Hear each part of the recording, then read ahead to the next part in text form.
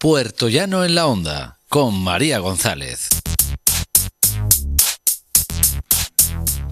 Seguimos aquí en Puertollano en la Onda cuando son la 1:13 de la mañana y como les hemos dicho antes en ese vídeo de presentación que siempre hacemos Maribel Martín y una servidora, está con nosotros el escritor Miguel Ángel Márquez. Miguel Ángel, encantada de tenerte aquí. Muchísimas gracias. Un placer. Por estar con nosotros. Bueno, Miguel Ángel viene porque nos va a presentar el diario de Cabor el Loretano. No sé si mi compañero Carlos lo puede enfocar. Carlos, sí, ¿no?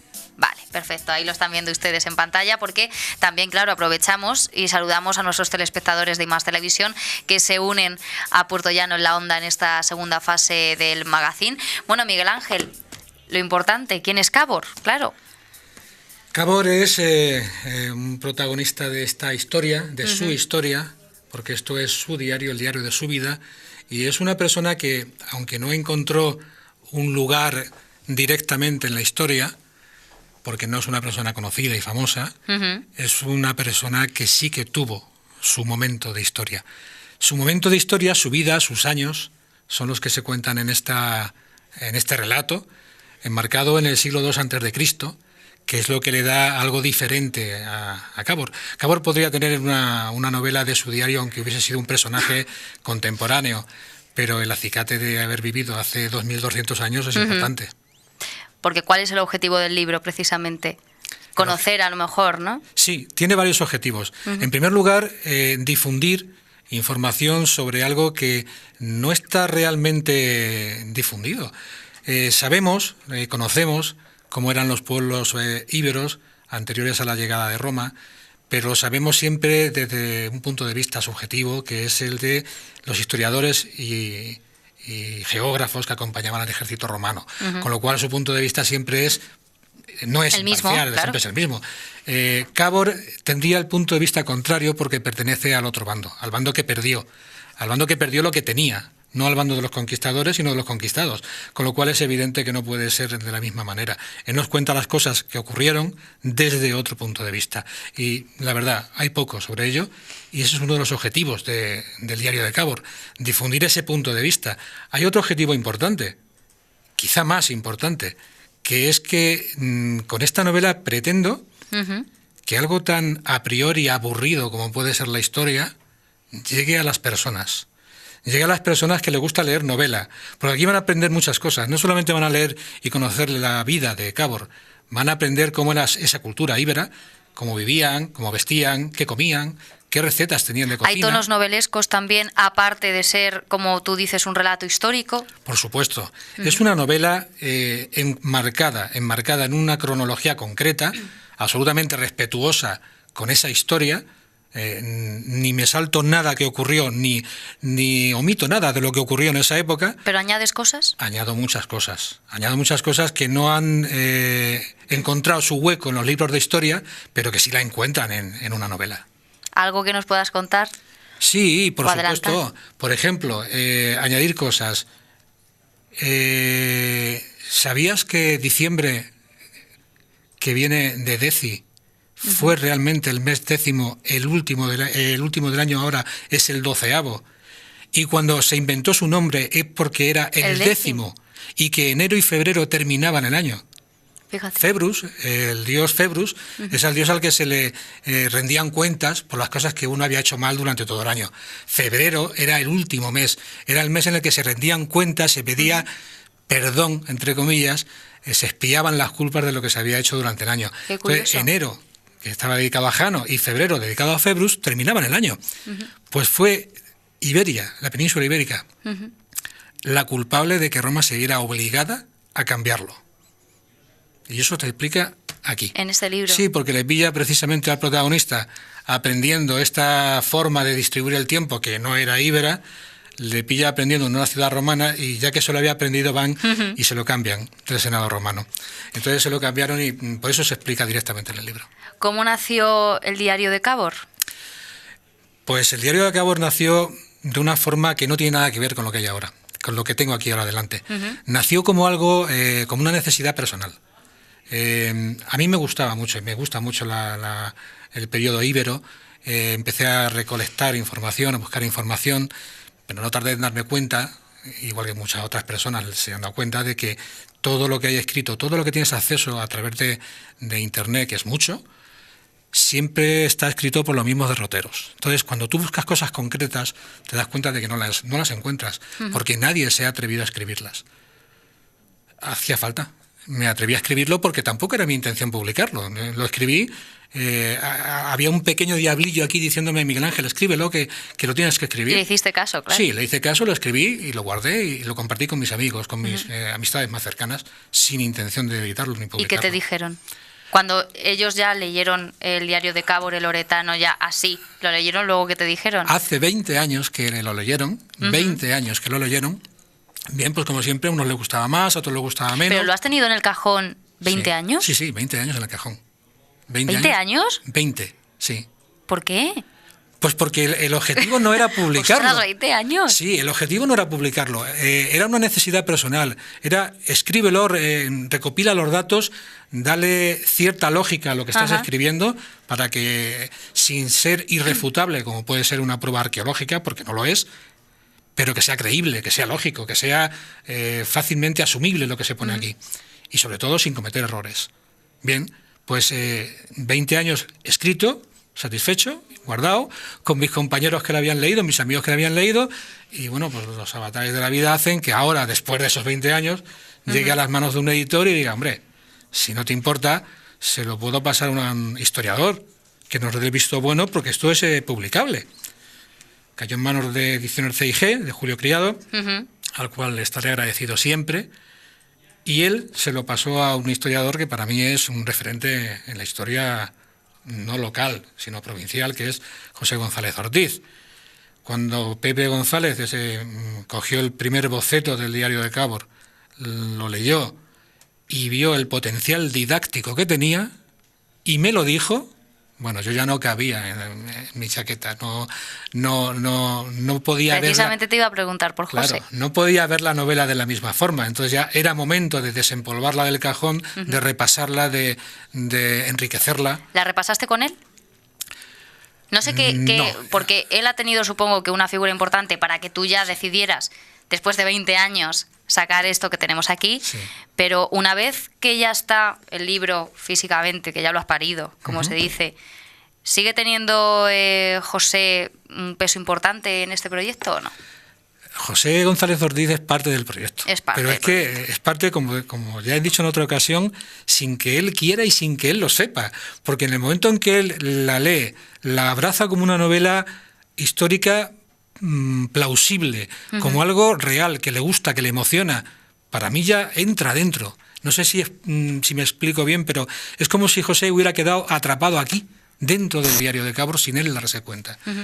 Al darme su visto bueno y su participación en ciertas cosas, oye, pues mira, yo haría esto, quitaría aquello, porque ha participado también de esa manera, pues hombre, es una parte importantísima en el diario de Cábor y a partir del diario de Cábor en todo lo que haga, porque es un referente para mí. ¿Por qué te atraía tanto la historia antigua? O sea, ¿por qué has centrado el contexto histórico de este libro? Es como tú has dicho, los celtíberos, supongo. Sí, es que la definición íberos es un poco contradictoria, porque comenzaron los griegos por llamar íberos a un pueblo que luego tuvo una expansión geográfica y el nombre acabó siendo geográfico, porque se extendió de ese pueblo a toda la península, sí. Cuando en realidad el pueblo íbero no es el que ocupa toda la península. El pueblo íbero es un concepto multidisciplinar. Hay muchísimos pueblos, muchísimas tribus, cada una con su nombre, con pequeñas diferencias culturales. Según se van alejando, según va aumentando la distancia, las diferencias culturales, lingüísticas son mayores. Pero se considera pueblo íbero, en cierto modo, a todo lo que hay en la península, pero cuando hables con alguien que sepa de lo que está hablando, te va a decir, como tú bien has dicho, que interior es celtíberos. Hay celtas, hay celtíberos y hay íberos. Por eso, ¿por qué te atrajo tanto este periodo histórico? ¿Por qué sobre este periodo histórico, claro? Este periodo histórico no es que me atraiga más que otros periodos históricos. Yo soy un absoluto enamorado de la historia, no contemporánea, porque me llama menos, pero podemos poner la frontera perfectamente en el descubrimiento. De los Reyes Católicos hacia atrás, Para mí es una obsesión. ¿Por qué? Porque, hombre... Pero era como hobby. Sí, como hobby, porque yo Claro. quise estudiarlo, pero no pude. Ujú. No pude porque cuando me llegó Es el que momento... eso le da aún más valor al libro. Porque Sí. no era tu profesión. O sea, No, no, a ti mi te profesión. gustaba tanto, que investigaste tanto, sacaste esto, y un historiador te dijo que lo sacaras del cajón. Es que me sonrío porque eso que me acabas de decir de que eso da más valor Yo- al libro, me lo dijeron ayer ya una persona. ¿sí? Sí, Mira, exactamente, fíjate. con las mismas palabras me lo dijeron precisamente de la Sí. presentación de Granátulo que comentaba antes. Que ahora lo de vamos entrar. a Me decía lo comentar. mismo, me decía, es que tiene más valor porque tú no eres un estudiante de historia. Tú te lo has currado, entre comillas, Sí, por tu exacto. cuenta. Verás, yo cuando acabé los estudios, por aquel entonces existía la prueba de selectividad, la hice, la superé, pero la capacidad económica familiar no daba para cursar los estudios que yo quería. Yo hubiera sido estudiante de Historia y Arqueología con los ojos cerrados, pero no fue posible. Claro, eso tampoco te impide que por tu cuenta lo vayas convirtiendo en un hobby. ¿Qué ocurre? Pues que en ese periodo de tiempo en el que yo estoy convirtiendo en un hobby todo lo que tiene un halo histórico, local o regional, aparece una herramienta que se llama Internet, que me dice, Miguel Ángel, no es necesario que vayas a una biblioteca a buscar nada. Desde casa lo tienes todo. Una herramienta que me dice, ríete tú de los anaqueles de la Biblioteca de Alejandría. Ríete, porque aquí lo tienes todo y si te apetece en un pendrive en tu bolsillo. Claro, eso a mí me supuso El arma de doble filo, Internet. Ya Sí, sabemos, sí, porque hay por muchas supuesto. cosas que tienes que saber desechar y no... Claro, tú tienes es un trabajazo. en Internet tienes muchísima información, muchísima de ella que no es aprovechable porque no viene de una fuente fidedigna, otras incluso que están para llevarte por otros derroteros. Tienes que ser selectivo y saber muy bien lo que seleccionas. Pero bien es cierto que lo que tú antes podías encontrar en una biblioteca que te costaba un día completo localizar un artículo, Lo tienes hoy ahora. en día lo tienes, pero es que lo tienes, como ya he escrito en un párrafo de otra cosa que estoy haciendo, lo tienes mientras te estás comiendo una pizza en el salón. O sea, ni siquiera tienes que dedicar todo el tiempo a eso, puedes estar haciendo otras cosas y estar encontrando la información que necesitas. Entonces apareció ese arma y eso me ha facilitado muchísimo las cosas. Por otra parte, me encontré con ese arma, con lo que te decía al principio, que la historia que me apetecía desempolvar, la historia de mis ancestros, los que menos influencia tuvieron, porque aún no habían llegado los grandes influenciadores, estaban bajo el soslayo de los cartagineses, pero los cartagineses iban un poco más a su bola. Tenían las minas de plata y les importaba poco ya el resto.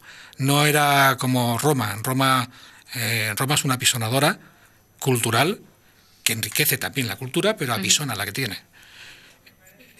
¿Qué ocurre? Pues que, bueno, con Internet de por medio, como te digo, pues tengo el arma necesaria para recopilar todos los datos y darme cuenta de que no me llenan del todo en lo que estoy buscando porque no me están ofreciendo lo que yo necesito saber.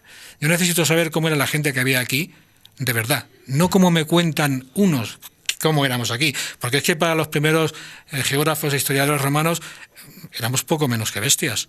Nos describen de una manera nada más lejos de la realidad, ¿eh? Pero nos describen como poco menos que bárbaros, animales. Sí, que vinieron a salvarnos, ¿no? Sí, éramos unos incivilizados totales.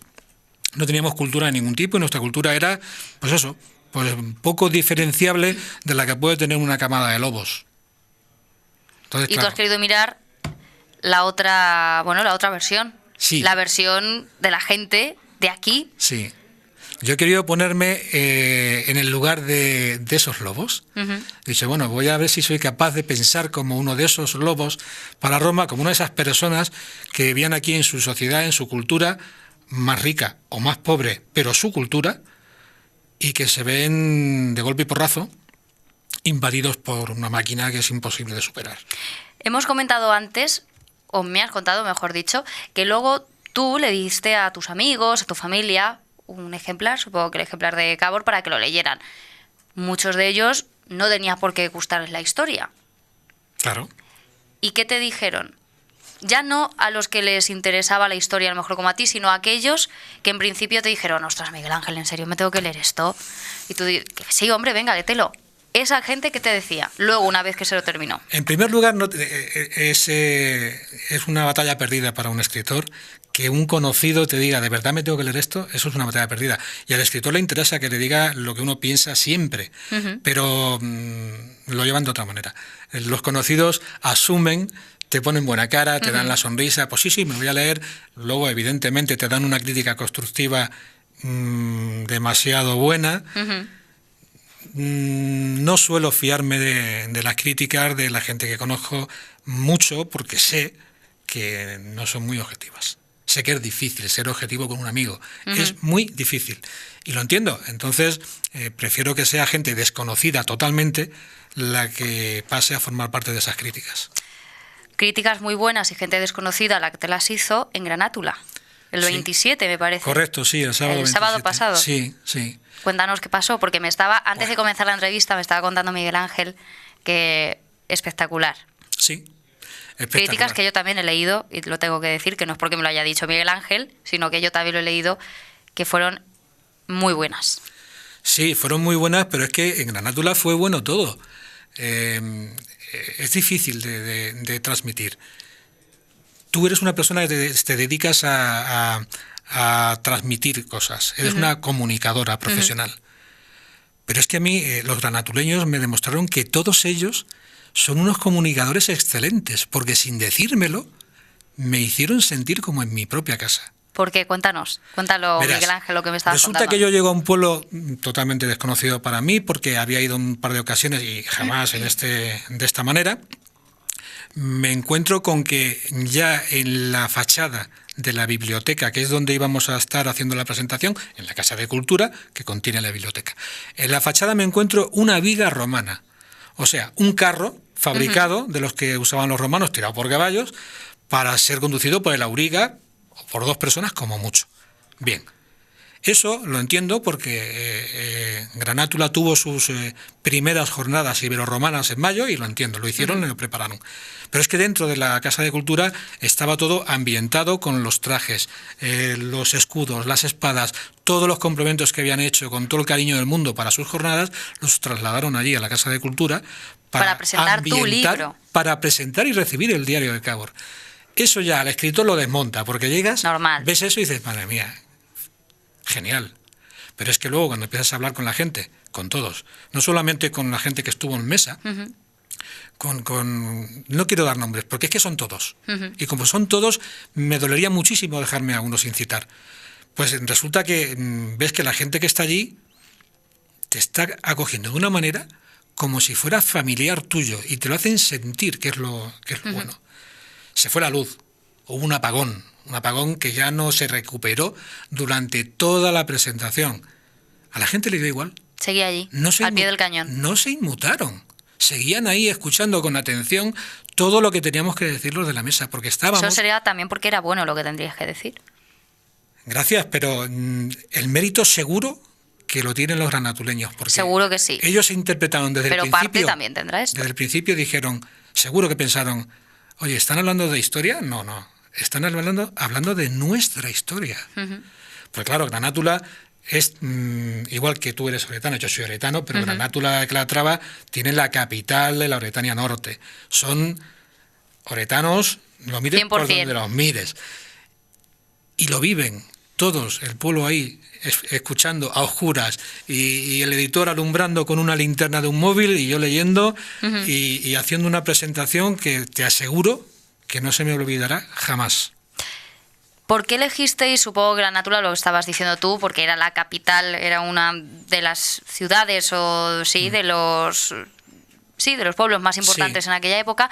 Y te preguntaba también antes, y ahora quiero que sobre todo profundicemos en eso, además de Granátula, supongo que Càbor se va a ir paseando por otros destinos. Sí, porque como ya han publicado el editor Julio Criado, hemos comenzado un periplo, que eso es un anuncio ya, de que Càbor loretano va a visitar varios enclaves. Vamos a intentar que en todas estas localidades de la provincia de Ciudad Real, y probablemente tengamos suerte y hasta podamos presentarlo en Jaén, estamos tramitándolo en el Museo Íbero de Jaén. En Ciudad Real tenemos que visitar todos estos enclaves íberos importantes que dejaron marca en la historia. Queremos presentar esta novela en esas ciudades, en esas localidades. No queremos dejarlo en un solo sitio. Y ya por último, Miguel Ángel, porque me está diciendo mi compañera Maribel que se nos acaba el tiempo. Pasa volando el tiempo, ya ves. ¿Verdad? Próximos proyectos, porque nos has dejado entrever que estás ahí trabajando en algo. Sí. Pero no has querido profundizar. Así un avance. No te voy a decir que nos digas todo, pero un poquito sí. Bien. Pues mira, verás, las cosas vienen por sí solas. La investigación que ha precisado que el diario de Cábor el Loretano no tenga errores, la documentación previa que ha precisado, me ha hecho encontrar documentación que no tenía que ver con este periodo, pero que daba respuestas, a mi entender, a algunas preguntas que historiadores y arqueólogos han dejado un poco en el aire, porque no hay pruebas fehacientes de arqueología, palpables, que puedan cerrar esa pregunta. Como yo he encontrado cierta documentación que me hace vislumbrar ciertas respuestas, me voy a animar a intentar darle respuestas a todas esas preguntas que la gente se hace ahora sobre su historia y que no las han contestado. Voy a intentarlo. Voy a intentar no solamente novelándolo, sino aportando también información, un respaldo documental, para que no sea lo que yo diga, sino lo que he encontrado que antiguos también decían. Pues Miguel Ángel, te esperaremos aquí también para presentar ese nuevo proyecto. Sería un placer. Muchísimas gracias por estar aquí con nosotros. A vosotros, muchas gracias. Muchas gracias.